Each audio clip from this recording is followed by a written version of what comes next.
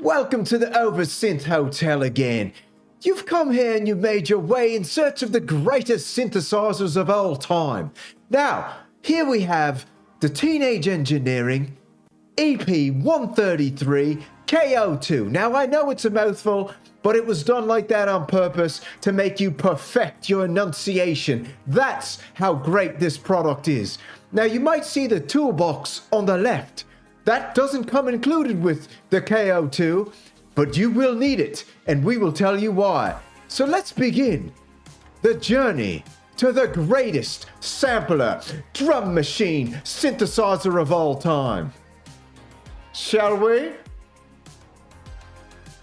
All right, baby, you're looking at it. This is the hottest product to hit the market in the history of samplers. Now, they didn't just focus on sound, they focused almost completely, 100% on aesthetics. The whole budget, it didn't go towards perfecting the product, it went towards making it look so fantastic that you couldn't refuse just buying it. Now, this company has brought to you fantastic products at prices that could just blow your mind.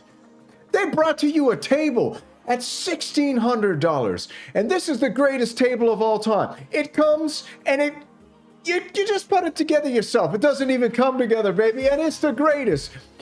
$1,600. Now, instead of going out and buy a Hydrosynth Deluxe to put on your kitchen table, go out and buy this to put on no table at all, because it is a table. It's a $1,600 table. Don't forget, we got wooden dolls, baby. $300 these things are, and they sing to you, okay? So, when you think that this sampler, drum machine, and synthesizer ain't the best of all time, you must be mistaken. And they got a grip car for who knows why. They just made it because it looks amazing. Now, if we jump back over, they made this look like a calculator just for you, so you could hide it from your missus, because she wouldn't understand why you paid $250 for something that you have to fix yourself. Now, Teenage Engineering knows they have the highest IQ customers on the planet. So they thought, listen, let's send them a sampler, and we don't even need to make it work, because we're going to bless them with the ability to learn how to make a sampler themselves, because you have to take it apart and put it back together just to get it to work. Now, if you don't believe me, this ain't a bad thing. This is an amazing thing. It allows you to be an engineer. And this is the first time Teenage Engineering ever said, hey, we're letting you know what's really going on here. We're all about looks, and we're going to let you fix it yourself. So let's jump over here right now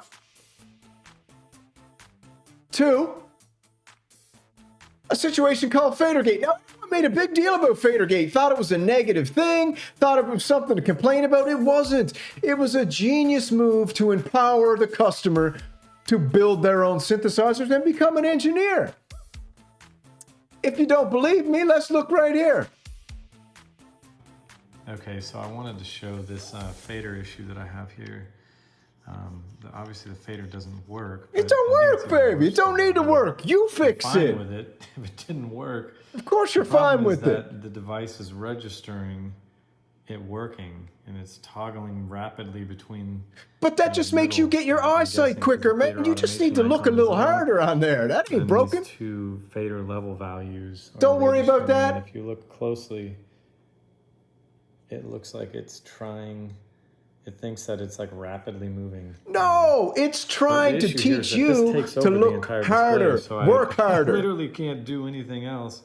I can't record. I mean, I can, but I can't see the beats and the bars. But it looks amazing. Be displayed here. Again, I think the customer a lot of customers miss this.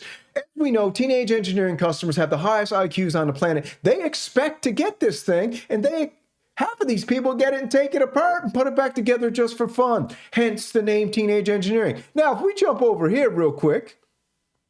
In this video, I'm going to show you how to take apart and fix the fader on your KO2. My fader stopped working, so I decided to repair it. Hey! Disclaimer, I don't suggest doing this. This will void your warranty, and if you don't know what you're doing, you're going to cause some major damage. So this is for educational purposes only, and if it does... So the plan of Teenage Engineering worked perfectly. They created a what do you want to call it? A cottage industry of synthesizer engineers teaching the teenage engineer customers how to repair, fix, and basically create your own sampler.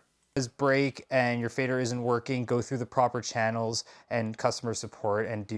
Took forever. There are so many screws. Man, but come yeah, on. just $250 be patient and take them all out. Now flip it over and the genius behind the Teenage Engineering EP-133 KO2 is that they wanted you to take it apart. They were saying, you pay us $250 for a course that we're going to develop teachers all over YouTube to teach you how to fix this thing. And come on, you can't expect it to work, but you can expect it to sound amazing. So let's jump over. We don't need to do too many of these.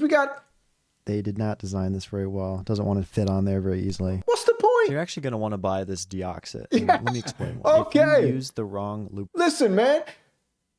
This doesn't come included, but what's the big deal? It'll get you a trip to the hardware store. You can pick up some deoxit, cleanse, rejuvenates, protects metals. On this, you can actually end up collecting dust in that electronic piece and cause it to have problems later on in the future. See, we learned something with Teenage Engineering. This will actually prevent that kind of stuff from happening. So if you're not looking to break your device in the future, you probably should use a electronic lubricant like Makes sense. I'm sure they carry this Makes stuff at sense. your local Walmart, but if you want to help me out, for those of y'all that want to, I'll provide a link in the description. Thank you, We got sir. the fader right here, and we got the little thing like this.